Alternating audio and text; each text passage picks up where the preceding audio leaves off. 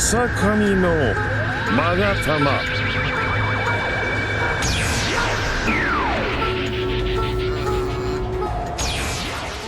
100 Kizarus gang up on Gear 5 Luffy. The strongest Logia type battles the invincible Mythical Zoan type. This April is about to explode with battles between admirals and emperors. One Piece episode 1127 delivers mind-blowing animation where the mighty Navy's strongest fighter has become Luffy's life-sized action figure.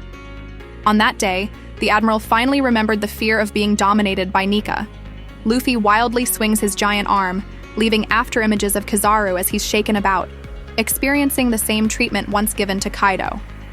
Then with one sweep of his massive hand, Luffy instantly throws the Navy Admiral thousands of miles away, temporarily resolving the crisis in the laboratory. Taking advantage of Kizaru being occupied by Luffy, everyone prepares to escape. Atlas wants to go to the lower level first to gain control over the Pacifistas' chips. Otherwise, even if they remove the barrier, they'll be turned into honeycomb by the robot's laser beams. Vegapunk wants to go along because he discovered that Bonney is on the lowest level, making him disregard his own safety to rescue her. Franky, Sanji, and Jinbe all volunteer to join the team to rescue Bonney.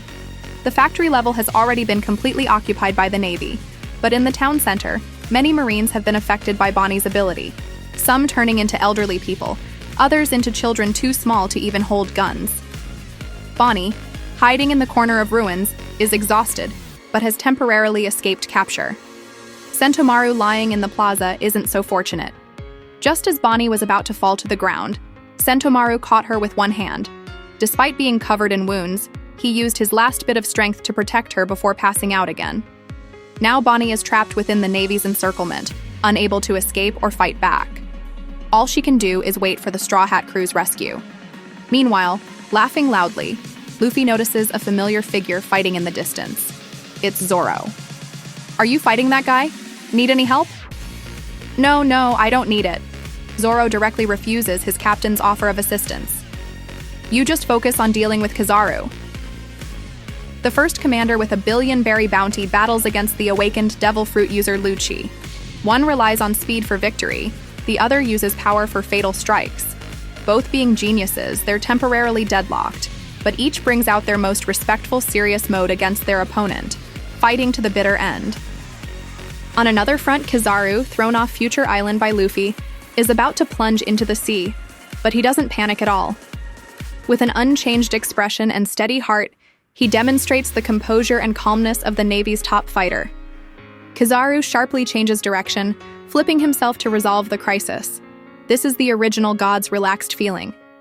A dazzling light instantly illuminates the sky as Kizaru raises both hands to charge another 8-shaku curved jewel. It's the familiar formula, but not the familiar taste anymore. Kizaru transforms into points of light, shooting back toward his original direction along with dense laser beams. Luffy stares blankly at the wave of incoming laser light. In the blink of an eye, those light points converge into 100 Kizarus returning for revenge, and this many admirals truly terrifies Luffy. The light clones collectively manifest the sword of Kusanagi, slashing toward the Emperor. Even with Gear 5 awakened, the Nika fruit's weakness to blades still exists. Luffy doesn't back down, countering fiercely with a rubber white whip kick. But since all these clones look identical, Luffy can't identify which is the real body, and can only choose a tactical retreat. Watching the relentless admirals pursuing him, Luffy suddenly turns around, seemingly having thought of a solution. His supreme slipper, imbued with armament haki, instantly extends hundreds of meters, kicking apart all the Kizarus below him. However, Luffy has been tricked. The real Kizaru wasn't hiding among them. He had already run to the laboratory and is battling the Straw Hat crew. We can see that Kizaru has once again held back. He could have finished off Usopp with one laser, but deliberately didn't do so. As for Vegapunk, he's already escaped on his transport vehicle with Sanji hitching a ride. The three of them are heading to the factory level to rescue Bonney, who's surrounded by the Navy. Luffy is completely speechless at Apple Uncle's reckless behavior. Charging out like this is nothing short of suicide. Kizaru spots Vegapunk's silhouette and immediately launches an assassination attempt. Emperor Straw Hat absorbs Kizaru's attack with his body just a second before the flash would have destroyed Vegapunk.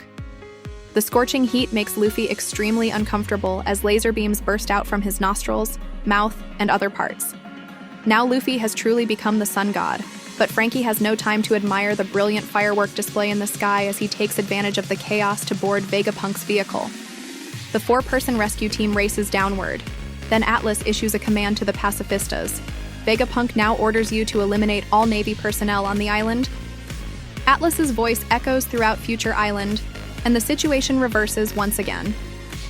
Meanwhile, Saturn, who has been overseeing the battle, is finally preparing to make his move. Don't believe Black Arm Zephyr's nonsense about Kizaru relying too heavily on the glint-glint fruit, while neglecting his hockey training, making it impossible for him to become a true top-tier fighter. Looking solely at his battle against Emperor Luffy, Kizaru could even rival Kaido, the world's strongest creature.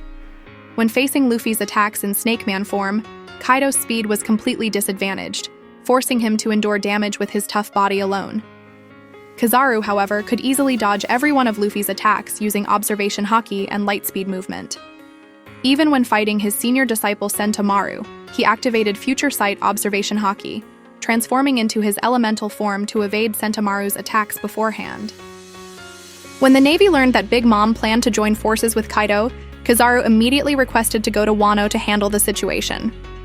Fleet Admiral Akainu prevented Admiral Kizaru from going, citing the presence of samurai there, but never denied Kizaru had the strength to challenge Kaido. You might argue that Kizaru's battle record is poor, getting kicked away by Marco during the Paramount War, obediently raising his hands when confronted by Ben Beckman, and having his prideful lightspeed movement suppressed by Shanks, leaving him helplessly pinned by Griffin. But you should know that among the Navy's traditional three admirals, Kizaru performed best against Whitebeard. Aokiji initiated a challenge only to be knocked into the sea by a shockwave. Akainu initially didn't dare face Whitebeard directly, relying on a scheme to pierce through Whitebeard's chest before actively engaging the world's strongest man. He nearly got killed by an enraged Whitebeard, essentially risking his life for battle achievements. Kizaru, however, could step on the supreme-grade sword Murakumogiri, fire a laser beam at Whitebeard's chest, injure him, and still retreat unscathed.